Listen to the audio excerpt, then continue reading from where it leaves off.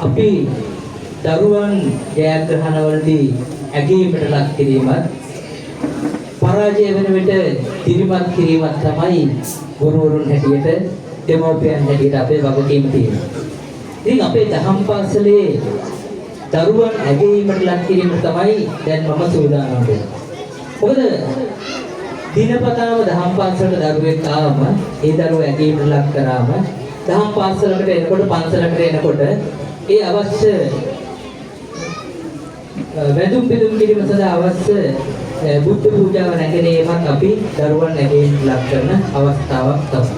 ඉතින් එhmenan මම මුලින්ම 2024 වර්ෂයේ දහම් පාසලට වැඩිපුරම දින ගණනක් පැමිණීම පිළිබඳව එහෙට එක ශ්‍රේණියේ සිට 10 ශ්‍රේණිය දක්වා ත්‍යාග පිළිගැනීම සඳහා තමයි අපි සූදානම් වන්නේ. ඉතින් මම ඉතාමත් ගෞරවයෙන් ආරාධනා කරනවා අපේ දහම් පාසලේ නිර්මාතෘ ඒ වගේම මේ දහම් පාසල අගවැයම් මේ තත්ත්වයට ගෙනෙන්න විශාල කැපකිරීමක් කරන අපේ නායක හාමුදුරන් වහන්සේට මම දෙපා නැමද ගෞරවයෙන් ආරාධනා කර සිටිනවා. පළවන ශ්‍රේණියේ 2024 වර්ෂයේ වැඩිම දින ගණනක් පැමිණීම වෙනුවෙන් ත්‍යාගය ලබා ගන්නේ ලුතාරා අස්මිනී දිසානායක දියණිය.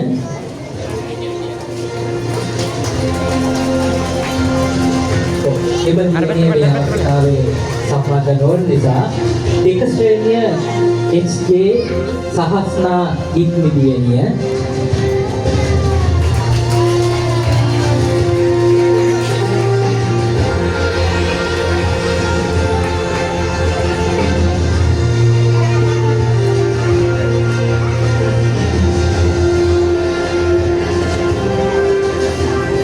ශ්‍රේණිය HP ගනුර නිදුවර උතුරුවන් සහ WD තමාෂා දියණිය දෙදෙනෙක් ඉන්නවා.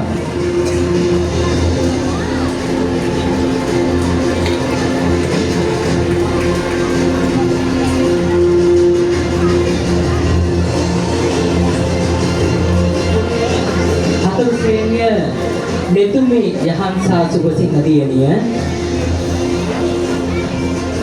පහ ශ්‍රේණිය HP ජනිති විමර්ශා දියණිය, හය ශ්‍රේණිය HM ජලින කිරිනිදු, හත ශ්‍රේණිය KG වේලුක කල්හාර, අට ශ්‍රේණිය P දහම්සි විදුසිනි,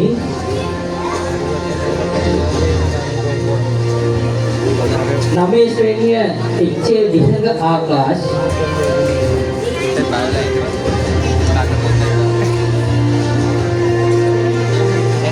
දහය ශ්‍රේණිය HM මුහින් බින්දුල. 2024 දහම් පාසලට වැඩිම දින ගණනක් පැමිණීම නිමිත්තෙන් ඒ ත්‍යාගය ලබා දුන්නේ. ඊළඟට අපි දහම් පාසල් වෙත පැමිණෙනකොට පූජා ද්‍රව්‍ය නැගෙනීම වෙනුවෙන් දරුවන් වෙනුවෙන් නැගීමක් කරනවා. එක ශ්‍රේණියේ විහාරා සදමිනි, දෙක ශ්‍රේණිය HT තේශල රුවනේ,